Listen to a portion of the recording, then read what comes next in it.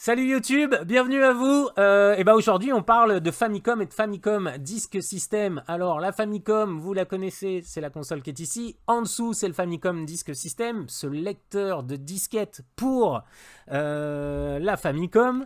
Ce Famicom Disk System, il sort en 86, 3 ans après la Famicom, parce que à l'époque, bah attendez, j'en ai là. Hop. Attendez, est-ce que je l'ai là? Oui, je l'ai ici. Je fais des contorsions. Ouais, super. À l'époque, il est décidé que ce jeu-là, hein, voilà, Super Mario, ça soit la dernière cartouche pour la Famicom. Voilà, hein, une cartouche. Donc du coup, pour cette console Famicom, on avait ces cartouches-là. Voilà, tac. Et donc, ces cartouches, elles sont chères à produire parce que il y a un peu une pénurie. En 86, il y a une pénurie de composants. Et donc, Nintendo réfléchit à une alternative. Et cette alternative, donc, ça va être la disquette. Alors, la disquette, excusez-moi, elle a plein d'avantages parce qu'une disquette, ça permet, et d'une, de sauvegarder, et ça permet aussi d'inscrire et de réécrire des jeux à volonté. Et donc, un des premiers jeux qui va sortir sur disquette, c'est ça. Voilà.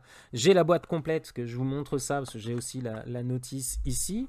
Voilà, ça, c'est des jeux donc au format disque système. Voilà, vous les voyez là. Et ça, c'est Legend of Zelda, hein, Hyrule no Fantasy en bon japonais. Et donc, en 86, quand Nintendo sort ce système, ça doit normalement être la fin des cartouches. Les cartouches coûtent beaucoup trop cher à produire. On a du mal, il y a une pénurie de composants. Parce qu'il faut savoir une chose, c'est qu'en 85 et en 86, la NES est un raz-de-marée aux États-Unis et il y a une pénurie. Alors pas qu'à cause de la NES, mais aussi à cause de l'explosion de l'informatique domestique. Il y a une pénurie de composants, il y a une pénurie de silicium, hein, voilà. Et à un moment donné, Nintendo se dit, alors ça commence à nous coûter de plus en plus cher à fabriquer des cartouches, et donc ce jeu Super Mario Bros est censé être la dernière cartouche, parce que Nintendo souhaite remplacer le système à cartouche par ce système-là, c'est-à-dire des disquettes. Et ces disquettes, donc on les voit ici, c'est des disquettes au format 3 pouces. C'est pas du 3 pouces et demi comme sur Amiga ou Atari ST ou PC. C'est pas du 5 pouces et quart comme on a eu sur Commodore ou PC. Voilà, c'est ça. Alors je me souviens plus, mince, ça m'est ressorti. C'est pas les RAM disques, c'est les fast disques. Non, je sais plus. Les disques cards, non, c'est pas ça. Bon, bref, j'ai oublié. Mais en tout cas, voilà, Nintendo se dit, bah nous, on va sortir nos jeux que là-dessus. En plus, gros avantage pour tous les joueurs. Quand ce Famicom Disk System il sort, Nintendo a prévu de vendre les jeux moins chers. Il faut savoir qu'un jeu à l'époque, ça coûte entre 30 et 45 euros. Hein, bon, je fais une conversion très vague. Hein. Et sur disquette, le jeu déjà à l'achat est un peu moins cher, mais surtout, ce qui est magique, c'est que vous pouvez changer le jeu sur votre disquette réinscriptible donc, pour seulement 5 euros. Vous imaginez à l'époque, vous, acheter des jeux à 5 euros? Mais attendez, pas des petits jeux, des jeux officiels, dont notamment ce Legend of Zelda. Donc, quand vous achetiez donc le jeu complet, c'était un peu moins cher qu'une cartouche déjà. Mais en plus, l'avantage, c'est qu'une fois que vous aviez une disquette, vous pouviez retourner chez votre marchand de jeux favori pour lui dire, voilà, donc ça, vous achetiez ça, voilà, ça c'était voilà, une cartouche, enfin une disquette, voilà, on voit la disquette derrière. Et donc, vous reveniez avec votre disquette, voilà monsieur, j'ai terminé Zelda, j'aimerais bien un autre jeu. Et là, il vous emmenait sur une borne Famicom Disk que lui avait dans son magasin, vous insériez la disquette dans la borne et là vous sélectionnez un nouveau jeu que vous mettiez. Il y avait même des jeux qui tenaient sur une seule face. Alors les Legend of Zelda c'est un peu particulier, mais en gros il y a deux faces. Mais tiens, on va le voir tout de suite. Allez, on va mettre ça. Donc ça y est, je viens de mettre la disquette, vous l'avez vu ici en bas là. Tac. Donc du coup, on a un petit temps de chargement. Alors attention, on en parlait justement hier. Ah, Aristide, bonjour. Oui, ça va bien. J'espère que toi aussi, ça va bien. Et donc du coup, voilà, on mettait cette disquette. Donc, comme on l'expliquait hier avec Upsilandre, en gros, c'est un lecteur de disquette, mais vous avez une cartouche ici qui est une RAM disque. Voilà, c'était la RAM du disque système. Et en gros, on stockait les données dont avait besoin le CPU dans ce RAM disque. Et une fois que les données étaient chargées, ça fait comme une cartouche en fait. C'est-à-dire qu'en gros, on prend les données de la disquette et on les met dans la cartouche. Voilà. Dans cette cartouche là, dans la partie noire que vous voyez là. Donc on avait des temps de chargement. Et donc par exemple là, comme vous le voyez sur Zelda, on a sur la face A, on a l'écran titre. Et moi le premier. Tiens d'ailleurs, je vous montre ma Famicom customisée. Tac. Voilà, alors je sais pas pourquoi cette caméra-là, j'ai pas réussi voilà, elle fait pas le point automatique. Game Center CX, vous voyez là aussi, là il y a le Game Center CX. Au-dessus, voilà, j'en ai mis aussi sur la manette 2, je peux vous montrer. Tac, voilà, Game Center CX.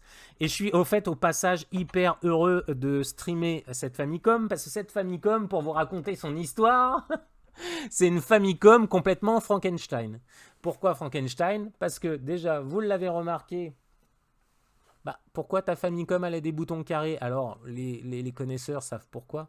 Parce que tout simplement que les premières séries de Famicom sortent avec les boutons carrés, des boutons gomme, un peu comme les Game & Watch. Voilà, vous voyez, tac, les boutons n'ont pas tout à fait la même forme.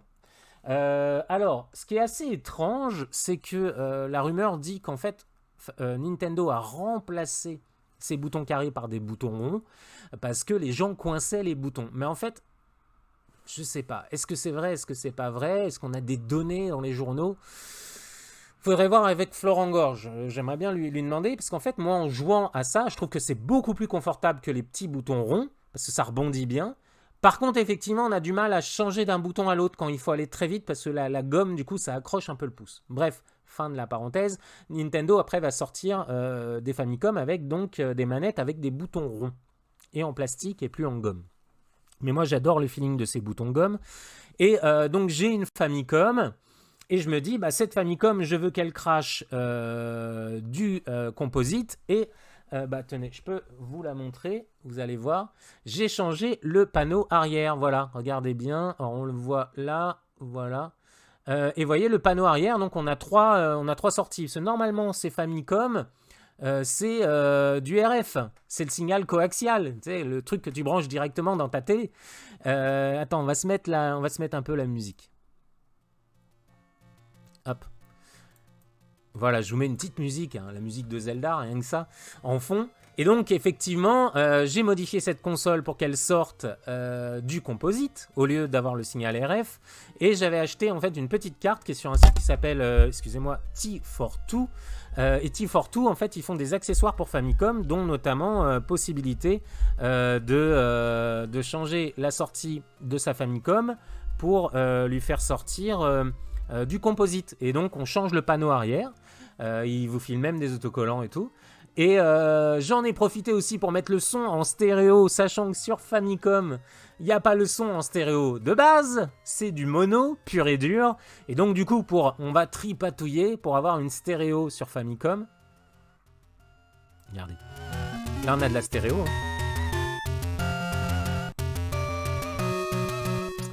Et donc... on va tripatouiller, c'est-à-dire qu'en gros, pour faire de la stéréo sur Famicom ou sur NES, qu'est-ce qu'on fait?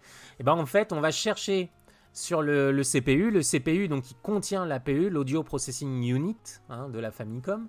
Cet APU, il sort, lui, 5 canaux.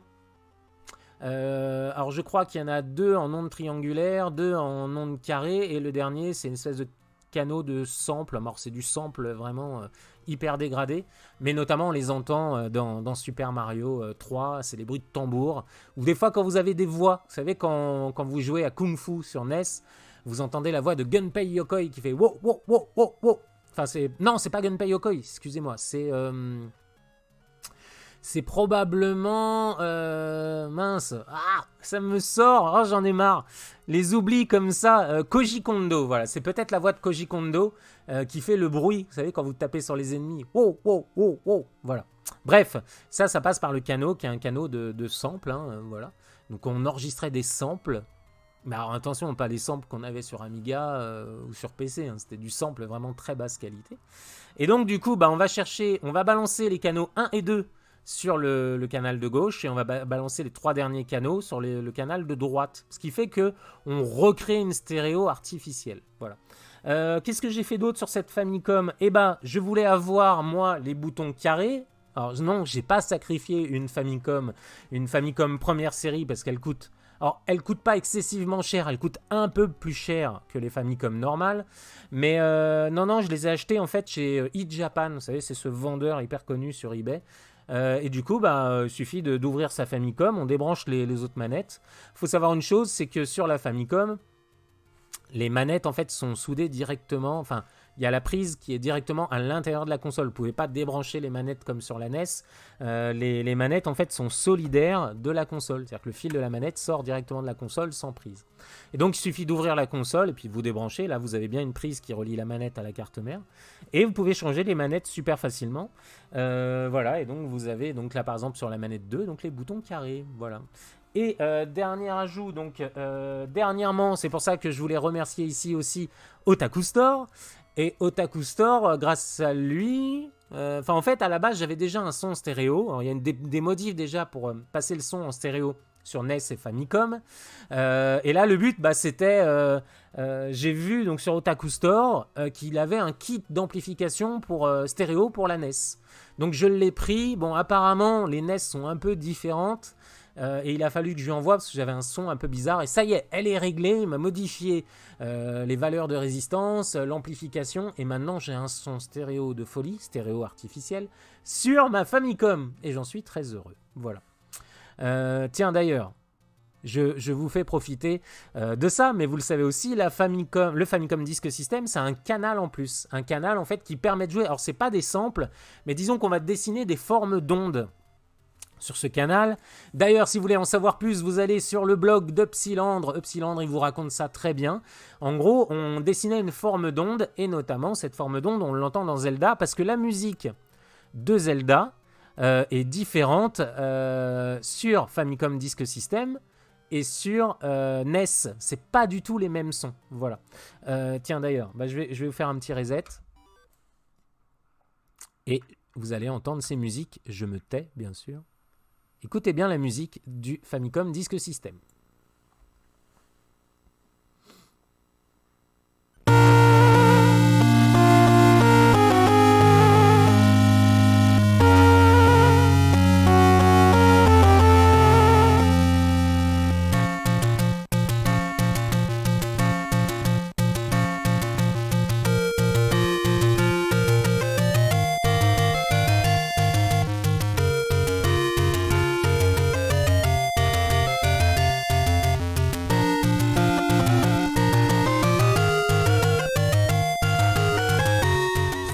Voilà la petite musique que vous entendez là. Alors ça, c'est du Famicom Disk System. Alors, ils ont retranscrit bien sûr sur NES, mais ça en fait c'est une forme d'onde. C'est-à-dire qu'en gros, on fait une forme d'onde et on ajoute un effet. Et notamment cet effet de... Enfin un peu de tremolo. Voilà, et ça donc c'est grâce au Famicom Disk System. Et là... Voilà, on a un petit tremolo comme ça. Je fais très bien le tremolo. Enfin bon, bref, voilà. Tout ça pour vous dire que sur le Famicom Disk System, donc, on a aussi une musique un peu améliorée sur certains titres. Alors, pas tous, mais voilà. Donc, vous le voyez à l'écran, ce Legend of Zelda, c'est le jeu du Famicom Disk System, parce que vous vous dites, ouais, mais moi, Legend of Zelda, je l'ai en cartouche NES. Bah oui, comme tout le monde. Et ben en fait, ce jeu, il est sorti pour la première fois au format disque system. C'est d'ailleurs le jeu qui a lancé le Famicom Disk System en 86 au Japon. Et Legend of Zelda donc, a été développé quasiment simultanément avec Mario Bros. C'est pour ça qu'à un moment donné, chez Nintendo, on est en train de se dire, ça y est, Mario Bros, ça va être la dernière cartouche qu'on va produire et on va tout balancer maintenant au format disquette. Bah oui, c'est plus économique pour Nintendo, c'est plus pratique pour les joueurs, et c'est quand même un petit peu mieux pour le... Attendez, hop là, voilà, là on voit un peu mieux. Et c'est un peu mieux pour les joueurs et pour Nintendo, voilà. Et malheureusement, c'est pas ce qui se passe. Pourtant, le Famicom Disk System, il a plein d'avantages. Le premier avantage, donc c'est ce que j'ai dit tout à l'heure, sur un jeu comme Zelda, bah attendez, hop, vous allez voir ma sauvegarde, Bukaru. Sur un jeu comme Zelda, eh ben, on peut sauvegarder, parce que c'est une disquette. Donc on a une zone sur la disquette où on va pouvoir écrire de la sauvegarde. Et donc, Zelda, on en avait besoin de la sauvegarde. Alors, Zelda est sorti 2 ans plus tard aux États-Unis, enfin même 1 an et demi, 2 ans plus tard aux États-Unis, parce qu'entre-temps, en fait, la technologie des cartouches a changé. Déjà, on arrive à sauvegarder sur les cartouches, chose qu'on ne pouvait pas faire avant. C'est vrai que ce Famicom Disk System, il avait cet avantage-là. Et il y a aussi une chose, c'est qu'à cette époque-là, la plupart des cartouches, salut Antoine, la plupart des cartouches Famicom, donc notamment ça, c'est des cartouches qui font 32 kilooctets. Et un disque système, d'un coup, c'est 128 kilooctets. Donc on va quadrupler, la capacité des cartouches avec ce disque système. Donc c'est le bon plan pour Nintendo qui se dit, mais c'est l'avenir pour nous. Il décide à un moment donné de se dire, on va tout passer sur disquette. C'est beaucoup plus avantageux que des cartouches. Déjà et d'une, on peut sauvegarder, ça coûte moins cher à produire, ça revient moins cher pour le joueur, et ça permet aussi de quadrupler la contenance des cartouches qu'on a. 32 kilooctets, on passe à 128 kilooctets, c'est-à-dire qu'on quadruple les cartouches. Il y a ça. Mais par contre, et il y a aussi une dernière chose pour les disquettes qui est assez incroyable, je vous dis, il y a une fonction de sauvegarde, et je vous ai parlé tout à l'heure, chez les marchands de jeux vidéo, il y avait des bornes, des bornes Famicom Disk. Et elles servaient, ces bornes, à télécharger, enfin à charger sur votre disquette de nouveaux jeux. Si vous aviez terminé, par exemple, le jeu Zelda, vous rameniez votre disquette chez le marchand. Bonjour monsieur le marchand, je veux un autre jeu. Et donc on vous permettait d'avoir un jeu pour environ 5-6 euros, donc ça c'est plutôt avantageux. Mais ces bornes aussi, elles étaient reliées à des fax. Et ces fax, ça permettait d'envoyer des scores à Nintendo. Alors vous me dites, ça sert à quoi d'envoyer des scores à Nintendo? Eh bien Nintendo organisait des concours. Et notamment, alors j'en ai pas ici, il y avait des disquettes bleues. Et ces disquettes bleues, c'était des disquettes concours. Par exemple, on avait le jeu de golf. Et si vous faisiez un bon score au golf, vous envoyez votre score à Nintendo et vous participez à des concours nationaux. Donc c'était un peu l'invention des tournois nationaux. Mais vous jouez chez vous, vous enregistrez votre score sur votre disquette, vous amenez votre disquette chez le marchand de jouets et on envoie le score chez Nintendo. Et comme ça, Nintendo peut organiser des tournois à l'échelle nationale. Donc ce qui est plutôt pas mal du tout pour le joueur et pour Nintendo. Mais seulement voilà, il y a 2 obstacles qui arrivent assez rapidement pour ce Famicom Disk System. Premier obstacle, c'est le piratage. Parce que une cartouche, à cette époque-là, c'est très dur à contrefaire. Mais mine de rien, en sortant un lecteur de disquette, Nintendo va ouvrir un peu la boîte de Pandore, va ouvrir une porte. Et cette porte, c'est la porte du piratage. Parce que très rapidement, il y a des copieurs qui vont apparaître et qui vont se servir du Famicom Disk System pour copier des jeux sur cassette. Donc en gros, vous mettiez l'extension, le copieur sur la Famicom, vous mettiez votre cartouche et vous enregistriez le jeu directement sur la disquette. Voilà, ça vous permettait par exemple d'aller acheter un jeu, de le copier et de le ramener. Voilà. Bon, par contre, fallait toujours avoir le copieur et la disquette, mais ça vous permettait de dupliquer comme ça des jeux sur disquette. Le piratage arrive assez rapidement et on commence à avoir sur le marché parallèle des disquettes pirates, même si Nintendo a fait, alors c'est très intelligent, bon apparemment pas assez efficace. Regardez bien, en fait on le voit ici. Alors, voilà, parfait, la caméra a fait un petit focus. Regardez bien ce Nintendo qui est écrit, et ben en fait les lettres ne sont pas à la même profondeur. C'est-à-dire que c'est gravé dans le plastique, mais la profondeur n'est pas la même. Ben en fait, c'est tout simplement ça, un test. C'est-à-dire que quand vous mettez votre disquette... Attendez, on va le refaire. Quand vous mettez votre disquette ici, et ben, il y a des petites griffes qui se mettent dedans. Si les trous sont de la bonne profondeur, et ben, votre jeu se lance. Et donc ça, les pirates ont bien compris, ils s'emmerdent pas, ils font carrément des espaces vides, comme ça les crochets y vont, et bah, c'est bon, le Famicom Disc, votre jeu se lance. Donc première chose, le piratage. La deuxième chose qui va freiner Nintendo dans cette révolution du disque, enfin de la disquette, c'est les éditeurs tiers. Parce que le problème, c'est que ces disquettes, elles sont vendues moins cher, mais Nintendo est toujours fabricant de ces disquettes. Alors, Nintendo, déjà, salut Ludish, Ludivine, la copine d'Antoine. Ah bah écoute, bienvenue à toi, on a toute la famille, manque plus que les... J'allais dire, manque plus que les chats ou les chiens, je me souviens pas de ce que vous avez à la maison. Donc voilà, ces cartouches, elles sont vendues, je vous l'ai dit, entre 30 et 45 euros au Japon. Et ben les disques coûtent beaucoup moins cher. Merci beaucoup. Ces disques système coûtent beaucoup moins cher. Nintendo a toujours le monopole de la fabrication, tout comme les cartouches. Ce qui va se passer, c'est que les développeurs tiers vont faire un peu la gueule. Déjà qu'il faut qu'ils vendent beaucoup de cartouches pour gagner de l'argent, parce que Nintendo récupère à chaque fois des royalties, parce que Nintendo fabrique la cartouche, voilà, que vous voyez ici. Je suis pas aussi bon que Fujita pour montrer les jeux en... Et Fujita, le collectionneur, il vous sort des jeux à une main, je sais pas comment il fait. Voilà, ces cartouches donc coûtent entre 40-45 euros.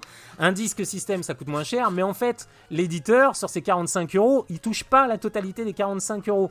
Il faut qu'il paye des royalties, et surtout, il paye, sur ces 45 euros, il paye aussi la fabrication à Nintendo. Nintendo fabrique les cartouches. Et c'est pareil pour le Famicom Disk System. Et les éditeurs vont gagner de moins en moins d'argent. Ce qui fait qu'à un moment donné, les éditeurs vont un peu gueuler. Et Nintendo, face au piratage et au fait que les éditeurs commencent à dire « Bah écoutez, nous, ça nous intéresse pas de faire des jeux sur disquette parce qu'on gagne encore moins d'argent qu'avant. Donc on veut continuer, au moins sur cartouche, on peut vendre un peu plus cher. » Bon bah voilà. Et du coup, ces trois choses vont mettre fin malheureusement au disque système, même si beaucoup de jeux vont sortir sur disque système. Mais du coup, ce Super Mario Bros ne sera pas la dernière cartouche pour Nintendo qui avait tout misé sur le Famicom Disk System. Voilà. Donc, moi, j'ai découvert ça sur le tard, hein, grâce à... attendez, je vous le remontre. Je crois qu'il ne doit pas être trop cher à trouver sur le web, donc grâce à ça. Donc, il y a l'ami déjà Florent Gorge qui est dans l'histoire, Game Museum. C'est un hors-série donc de Game Fan. Et donc, voilà, vous avez... tiens, on en parlait, les boutons carrés de la première version de la Famicom. Donc là, on dit qu'il se coinçait dans un coin. Et du coup, il y a eu beaucoup de plaintes auprès des services après-vente. Du coup, Nintendo a changé la Famicom pour faire des boutons ronds. Voilà. Voilà. Donc, voilà. Je parlais des bornes qu'on avait chez les... Voilà, vous en avez une ici. Hop. Ça, c'était les disques writer. C'était ça. Et vous voyez, on le voit. Tiens, c'est très bien cette photo. On la voit. On voit en fait les titres. Vous voyez, en bas, là, on voit les titres. Vous choisissez un titre. C'est comme un jukebox. Et vous choisissez le titre que vous voulez. Et seulement pour 5 euros, vous repartiez avec un nouveau jeu de façon très officielle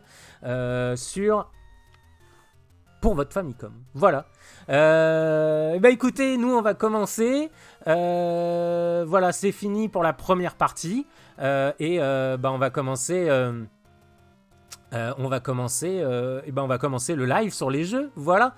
Allez, bye bye YouTube, à très bientôt. Et si vous voulez voir donc des jeux Famicom Disk System, vous regardez sur la chaîne, il y a plein d'autres vidéos qui vont arriver.